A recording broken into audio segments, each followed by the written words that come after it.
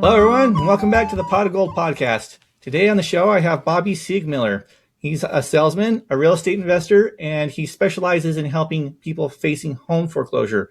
He's also a skier and a fisherman, a father of 4 kids, and husband to an awesome wife. You know, he's also an all-around good guy. Bobby, thanks for coming along the show today.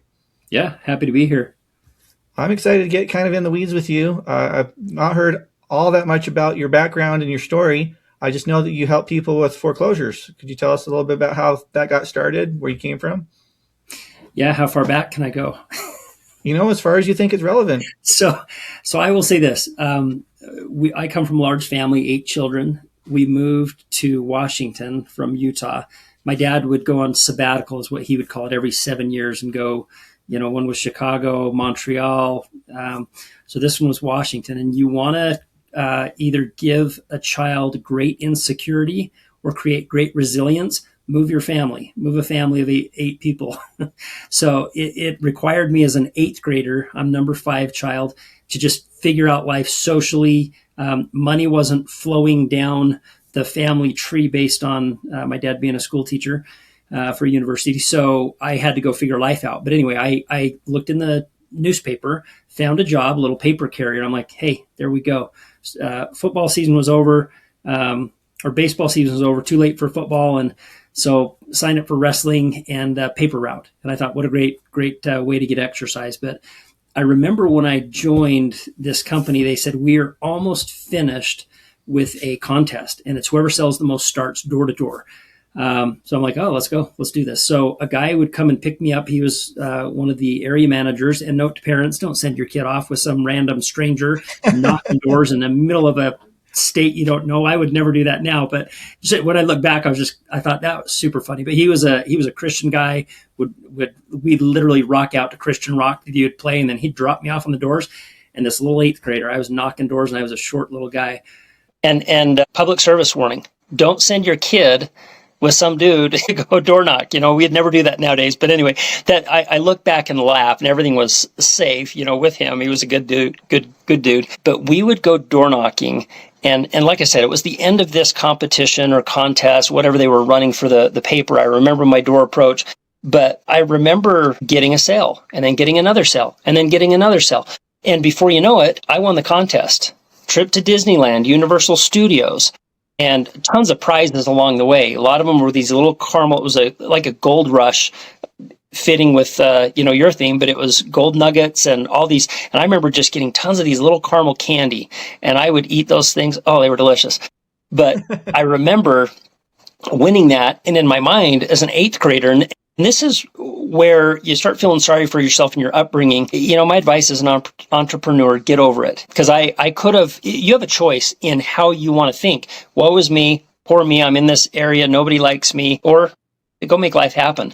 But I ended up winning that trip. And as a child, remembering the thought, our family's not going to go to Disneyland. So I called and negotiated with the paper company, and they ended up paying me out like $800 as an 8th grader, which is funny. And then I told my parents, oh, by the way, I won the contest and I just negotiated the cash prize. And they're just like, good job. They were always very supportive of my entrepreneurial, dreams. And my parents are kind of entrepreneurs as well, with different little businesses, family businesses that they started as we grew up. But I reflect on that moment, and it's kind of funny. I went and dug this out. This was the carrier of the month, and the little newspaper clipping of me and a bunch of dudes in there. But it was just kind of funny as I look back and think, what was the difference? And it was my ability to be uncomfortable that I was able to push through that. I was able to meet a lot of friends and got in with a great group of kids and had a very, very fun 8th grade year. Yes, it was a disruption to my socializing and,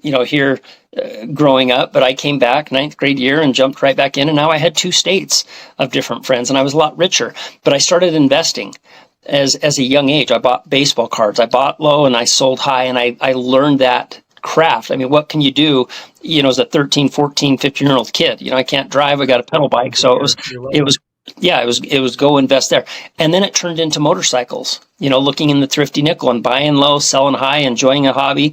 And the way I would spin it to my parents is, look, I've got a free motorcycle. I buy it at this price. I ride it for a little while, and then I sell it and I make money. And we didn't come from a motorcycling family. And I remember my dad saying, no, you can't get a motorcycle. No. And I would just keep pestering. Can I get a motorcycle? Can I get a motorcycle? And finally I said, I was asking the wrong question.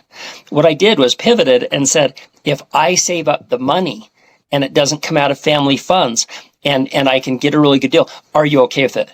Yeah, I'd be okay with that. Well, what do you think happened the first business trip he left out of town? I went and grabbed my mom and said, I got the money. Let's go buy a motorcycle.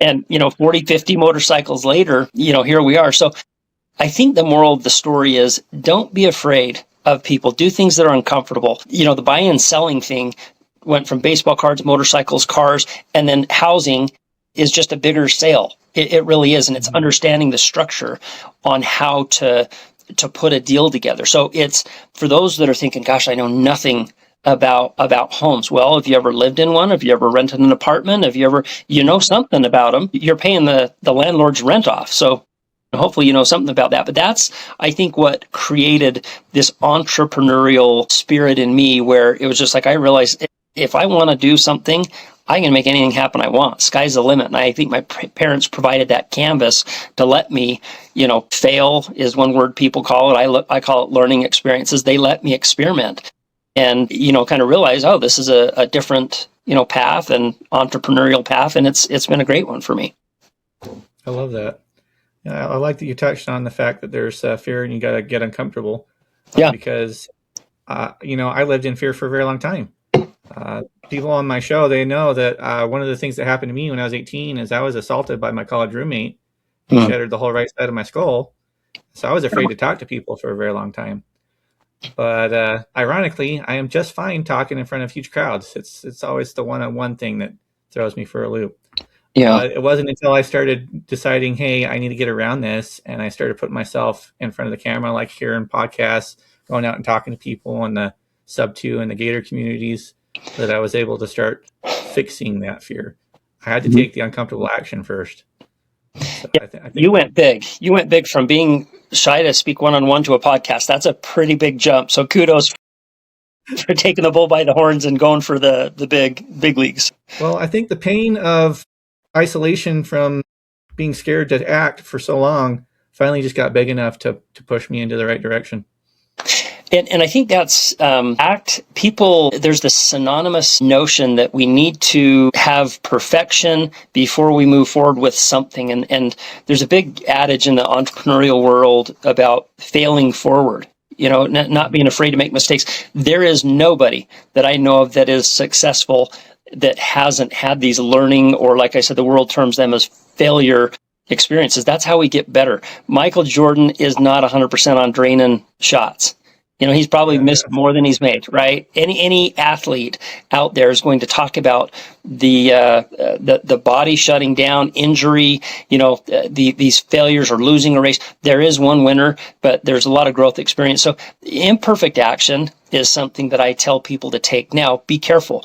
You can lose your shirt acting cavalierly and imperfectly in the real estate community and in the real estate world. I'm not proposing that you go buy up everything that's on the market right now. I mean, there are good deals and bad deals, but how do you overcome that? Find a partner that knows more than you, that you can mentor from or learn from, like foreclosures. If somebody wants to learn foreclosures, or they have a deal, they know of a deal, a probate situation, a divorce situation, family that's in a mess, I love helping families. And there's a way to work it out where we can take care of them, we can take care of us, in a beautiful balance. So.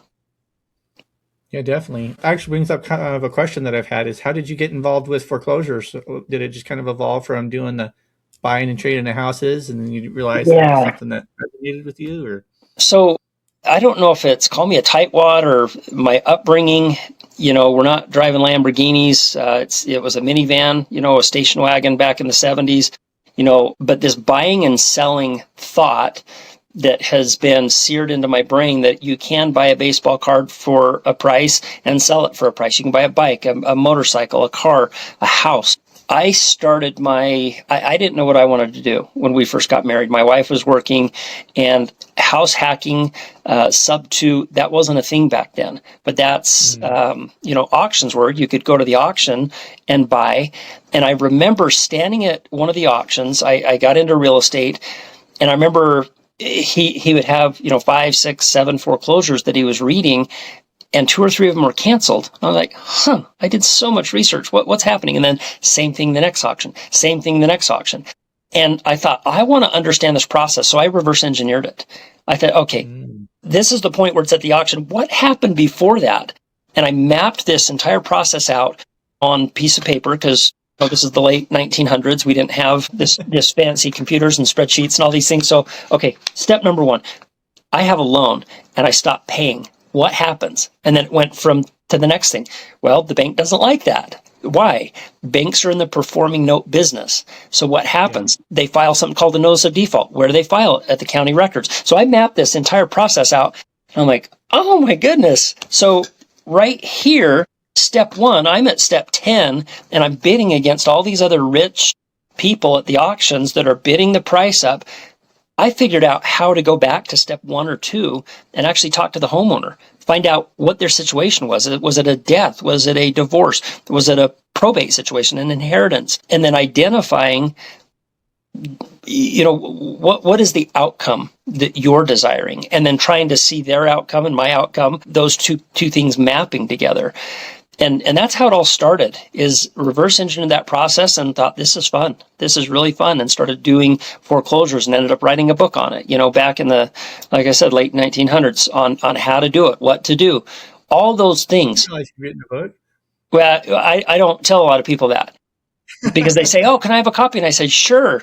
And it's 20 years old. And I thought of rewriting it just as a how-to. And a lot of my stories are in there. How I bought properties. I purchased properties, SubTo, before SubTo was a thing, flipped one to a police officer to help him get into a home. It was kind of fun to do that. And it was a buy low, sell high. But that's how I got started in foreclosures. And then I started negotiating with banks, second mortgages.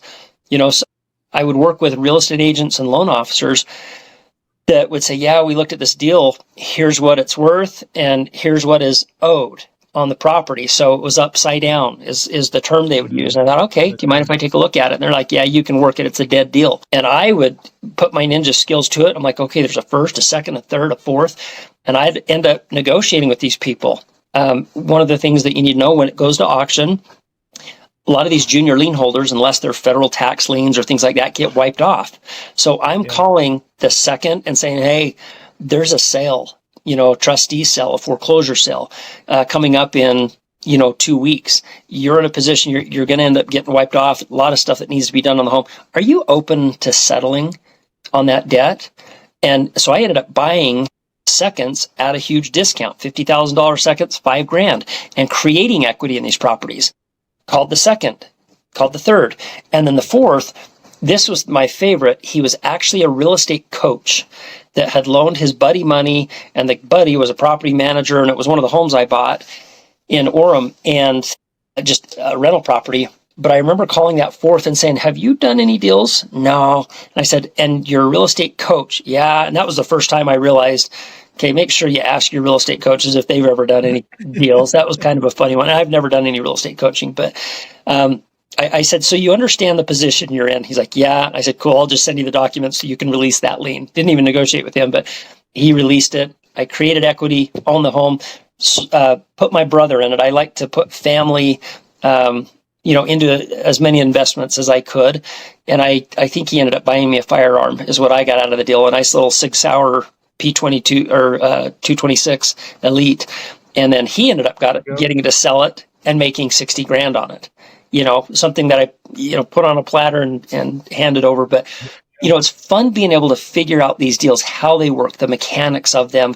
And that's what really got me started. And then I had a traditional real estate license that I've done a lot of deals, and then ended up being number 1 in the West and number 4 in the nation for gross closed units with Prudential back in the day. So that's kind of my has-been. I'm a has-been now, but that was my real estate success that I had. So I've been around a lot of real estate, and it's been a good market. And I love homes. I love architecture. I love helping families figure out a way when the banks are telling them, no, you can't do this. I'm like, well, actually, there is a way to do it. Yeah. That's incredible. I like that. And you got some pretty good rewards there with Prudential then, huh? Yeah. Well, yeah. The reward was a piece of glass that's up in my attic that says, congratulations for being number 1 for gross closed units. I'm like, well, thank you. I just would have taken the money if there was any money there for that. That's funny. I guess that makes sense, though. I mean, try to recognize people and keep their morale up without having to drain the reserves, right? Yeah. But no, it's funny how that works sometimes. Did you ever run into any kind of like serious problems that you had like a real hard time finding a solution to? Yeah, I mean, that always happens. Anybody says different is selling you something. There's always challenges. We just lost one, had a property in North Carolina, and I buy a lot of properties out of Yeah. state. But this property in North Carolina, it was an interesting situation. Mom, attorney, guns a-blazing, just started firing out, must have had a mental breakdown. Home was going through foreclosure, and I remember on my birthday was making calls to stop. So we got the sale postponed, we got interim guardianship for the son, and working with attorneys on the probate situation. So it was a beautiful thing. I hired the top agent in that area to sell that property. And as all this is coming together, I was about ready to reinstate the loan for about $30,000. And the agent goes through the property and says, "Hey, there's a crack, a big crack, that we're behind some boxes." So I look at that. She takes pictures on the outside. The foundation it's a slab on grade, so it was literally cracking in half. Oh, wow. We had done so much work on it, and we're kind of living through that right now, but they just lost it. He just lost it to foreclosure. The bank wouldn't postpone again. So I'm still not going to give up, and we're going to reach out to the bank and say, "Do you realize this is a pretty hefty fix? We've got insurance and we've got a builder that's going to warranty this." And they're in an upset bid period. But I just said, if you want to go down this path, great. If not, we'll help you out. All right. So out of curiosity, what's the kind of the process of fixing a cracked foundation? You've got to call a company, depending on how bad the fix is. You call a company, I can't remember the name of them, Hijack or something like that, but they come in, helical piers, they'll hoist it back up, anchor, and make sure that's a solid foundation. Anytime you bring in backfill or material that is, not native, that's what this developer did. So, the whole subdivision, you have settling issues if they don't go through the compaction process correctly, or enough gravel, or there's improper drainage. I mean, there's a lot of reasons for that. But the group that came out real quickly, they said, "Yeah, this is a settling problem, and it's going to happen in this whole neighborhood, and it's about a $50,000 fix." So that can kill a deal quicker than anything if you're not wise in getting inspections and making sure you're set up with all the proper professionals to do this. Because I don't go look at these homes. I rely on local professionals to give me all the input, real estate agents, local title companies that understand creative financing, attorneys. Use local resources for that, because I'm not going to jump on a plane and go look at every property. Yeah, I like that you're touching on that, because it's something that I've learned in coaching programs, business coaching programs that I've been taking, is that the difference between being an operator and being an owner. And if you're an operator, you're on the ground, you're the one doing all the things. But if you're an owner, you're learning how to be resourceful and direct people to do work. And so I don't know, what are your thoughts on that? So I have a different take. And I would say get educated. Everybody go read, go find a professional to give you opinion, and then do what you're comfortable with. What is your risk tolerance? I've never seen, there's some groups that say, "I will never buy a property that I don't set a foot on the ground and do." I've done so many properties that I've never seen. I've got 10 properties in North Carolina that I've never seen other than in a picture. And we're flipping them right now, a couple of years later. So my risk tolerance, one thing I learned at a young age is buy right. You make your money on the buy, not the sell. And I always have believed that. If you don't buy right, you're host. So you make your money when you buy, not when you sell. Don't buy thinking in 5 years this thing's going to really appreciate. If it doesn't have the equity now, I look for cash flow, I look for equity, or I look for a low entry fee. Those are the three, if you're asking for a buy box, that's what I look for. And if it has a low entry fee, 10, 15,000, where can you buy a home in America for that? Taking it on SubTo, right? And my credit's not on the line. I'm on the title. They're on the loan. I mean, it's a beautiful thing to be able to purchase properties that way. Lots of equity. Equity heals all wounds. You can afford to make mistakes. Things always take longer, and they always cost more than your little spreadsheet says. So I I take 10% right off the top. Any property I'm looking at, 10% off the top. And I create my own values, my own estimates when I'm pulling comps. And so that if there is an error, that 10% has been a buffer for me. I don't It ever covers do a it then. best case scenario where I say this is retail value. The market's soft right now. That's the fact. Things are not moving as quickly as possible, or as quickly as we'd like them to move. Rates aren't where they used to be, and inventory is up. So that is a challenge when you're trying to dispo these properties and move them. Yeah, definitely. I want to touch on something you mentioned. Yeah. That is that, see if I can articulate it right. The important part of your plan is to plan that things aren't going to go to plan. Yeah. And to take that into account, Yeah. right? I think that's very useful for people if you're just getting started, or even if you're experienced, to always remember to do that, because life doesn't go to plan. Yeah, and I think there's the challenge with analysis paralysis with some would-be investors, where you analyze and you think you just got everything figured out. There are curveballs that happen all the time. I have properties that I have purchased, and I'll get a note and deed. We record that. It's on title. Homeowner, seller's a wonderful person, and I reinstate, and then next thing you know, they ghost you. And you're just scratching your head. Pace would always say, buyers are liars, sellers are worse. And I like to look at humans and give them the benefit of the doubt until, I always do what I say I'll do. If I say I'm going to fund it, I'm going to stop the foreclosure or sale on your home, trustee sale, it happens. But a lot of times they change their mind on what they want to do. Well, I actually want to stay in the home. I'm like, that's great. All four of you staying in the home. Your financial situation hasn't changed. You're still unemployed. And I'd like to collect my money back. It wasn't a donation, and expectations are clearly set up front. Calls are recorded.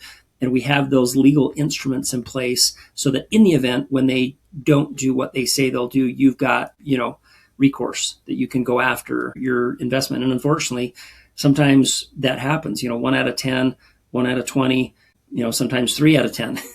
It depends on who you're dealing with. But these people are sometimes in a situation because they're not honest people. But for the most part, it's life happens. It's a bad situation. People, down on their luck. And my job and goal is to help them transition with grace and with poise rather than losing their home, losing their equity, and having a sheriff show up and say, you've got 20 minutes to get your scrapbooks and your valuables out on the front lawn. That's really what happens. And they're crying. I've seen that scenario, and I never want to see that again. Where I've seen people lose their homes, and there's about 1,000 foreclosures a day happening. Notice of default being filed. Yeah. And so there's a lot of families that we're trying to help, and some can't be helped because they're so upside down, and we still do everything we can to help. Well, I guess there's a lot of emotional satisfaction for helping someone save their home too. Yep. Nothing better than helping another human. A lot of ups and downs. Well, cool. I really like the things we've talked about today. We talked about a little bit before the call about how people could get in touch with you through social media. You said that you have a love-hate relationship with social media. You want to go into that a little bit? It's kind of sad for me. I love to hate it and I hate to love it. I never jumped on the Facebook bandwagon. To those that love social media, all the more power to you. I have nothing but respect for those that have built communities, and I love that. And I'm all for that. For me personally, this is my own opinion.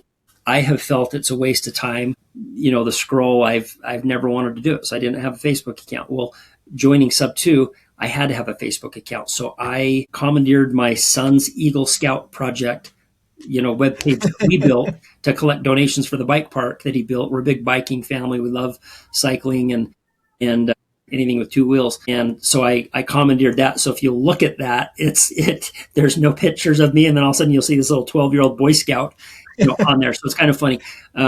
Caroline made me set up a Instagram, and it was the Bank Whisperer. And it blew up really quickly and had quite a few followers in a very short amount of time. And then it just became like I couldn't respond to anyone. You get so busy trying to help families and everybody, hey, can you help me here? Can you help me there? So I don't like social media. I don't like what it does to youth. I don't like so many aspects of it, but I also see the power of it. So long story short, it's really hard to get a hold of me. If they're listening to you and want to make a connection, or they have a foreclosure deal or a probate situation, those are the ones we love, where somebody inherited a home. They don't want to go clean it out. It's an old home. It's got all grandma's and grandpa's stuff in it. Roof's leaking, lots of rat poop in it. Cats We've in the done a lot of belfry. those. We've done a lot of them, where everything has a value. They just don't want to see it go to foreclosure and get zero for inheritance. So a lot of times we'll partner with these people and give them 75% of the equity, which no investor does. And then we do the work on it and we take a piece of that. So there's a lot of ways to structure. But I would say this: if somebody has a question about foreclosures or they want to reach out, I would tell them to go to you, and you can broker that call. I am on LinkedIn. You can see me there. You can respond. But I just found I'm not very good at responding on social media because I don't pull it up. I'm either out skiing, biking, or working with somebody, or fishing. Catching some fish. Yeah, catching lots of fish. I have taken so many calls on the boat, with banks on the calls and homeowners, and stopping sales, and just literally reeling in fish. Can you hold real quick while we're netting a fish? I think there was a call where with Caroline Kane where she called in to you and you were catching a fish. I was, and they'll call and say, "Hey, I need some help." Great, as long as you don't mind, I'm reeling in fish, right? I'm okay to help. But no, I genuinely want to help families. But I want to be honest with myself and everybody else that it is hard for me to just scroll through social media and respond to everything. So if somebody said, I have a situation or I want to understand real estate better, they can reach out to you, and you've got my number, or you can text me or whatever, and create, a connection there. And I'm happy to help anyone. I love talking. I'm more than happy to do that for you too. Yeah. So I'll let you filter that for me. For people who are interested in connecting with Bobby and for me to facilitate that connection, I'm best reached on Instagram. So just send me a direct message, say Pot of Gold Podcast, Bobby Siegmiller, and we'll know what you're talking about, where you came from.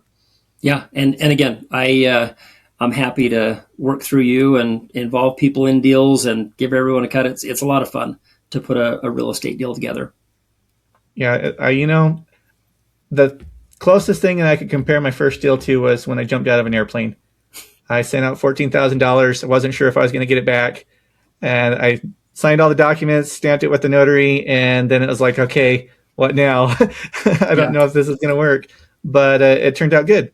And I got my money back, and I guess the rest is going to be history, and continue working on things and continue doing deals.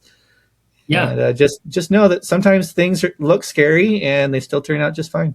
I think if you can align with somebody that's been there, somebody that's been through the jungle, that knows the path, that has the right tools, there is safety and protection. I mean, I don't like snakes. I don't like spiders. I don't want to navigate into the jungle, but with a guide, boy, I can do anything with a guide, right?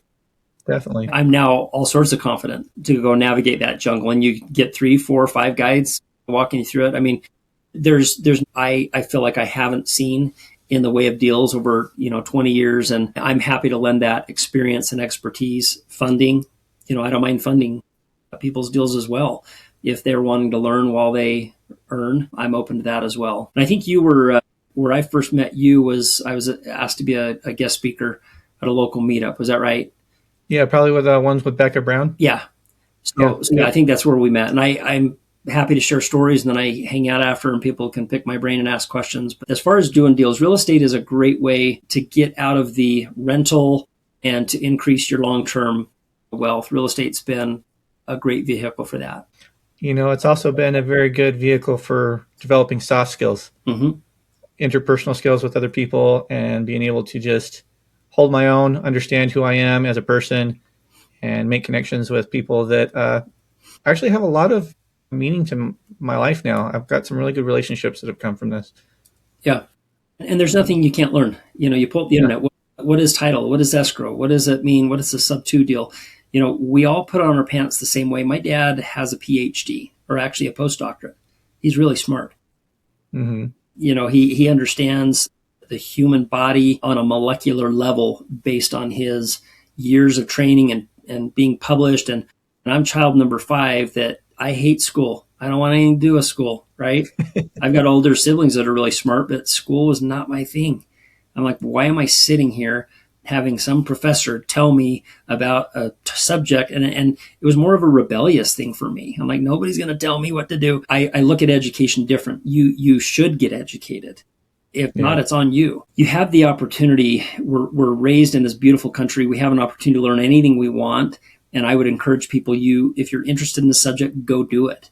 Get curious. Yeah, and get serious about it. There's nothing you can't learn. There's videos, that you can watch on different things, how to do different things. There comes a point that you got to take that action, though. You can only watch so many videos. But if somebody wants to get started in this, there's a very clear path to experiment as a side hustle while you got your main hustle. So, yep, I'm still working my W-2 at Grape Shift, and a lot of people are. And that's not a bad thing because it's money. It's guaranteed money. Yeah, definitely. And then it's a safe space to land. Yep, I agree. There's absolutely nothing wrong, and I would encourage people to continue with the W-2 while you figure this out. We have a responsibility to our families not to burn the boats and run into the jungle and fight. We need to be a little more responsible.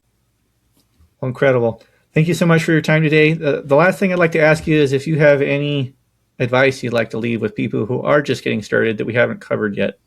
Is this on the entrepreneurial side or the entrepreneurial side or investor side? I think that they kind of follow along the same line. One of the things that helped me early on is I don't think I ever read a book in high school, right? I hated school and my grades reflected that. And then once I went to college, I served a mission for our church and went back to college, and I was interested in going to Jerusalem. BYU Jerusalem. I'm like, well, I don't really like BYU. My dad has taught there forever. But I had to change my attitude toward this. So I jumped in school at UVU, straight A's. And I'm like, oh, I do have a brain, actually.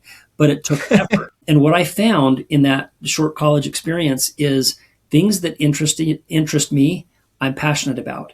And how can I evolve my brain to align what my interests are and what reality is. And it was reading some of these books. Rich Dad, Poor Dad was one of the first ones I read to get in my mind the psychology of, I'm like, this resonates with me. I connect with this storyline. And, education can come in different forms. And my dad he looks back and he's just like, holy cow, you're way more educated than a lot of people that have master's degree and PhD. And I went and got my EMT and kind of experimented that way in the real estate license. And I wanted to see what worked for me. And we ended up building a tech company, cybersecurity and HIPAA compliance. So I'm not saying I'm a fool. And I remember sitting around the boardroom with Harvard graduate and, all these smart, book smart guys. And I'm like, and they're all asking me questions about this company. It was kind of an interesting aha moment. How do you get there? It's reading books, it's getting on the internet and really finding out who you are, why you're here on earth, and who you want to become. And if you can remember, who we really are, we're not going to take anything with us when we go to the next life, right? So we've got to be good stewards of, the things while we're here. But educate yourself, try to understand who you are, child of God, right? And stay on that path.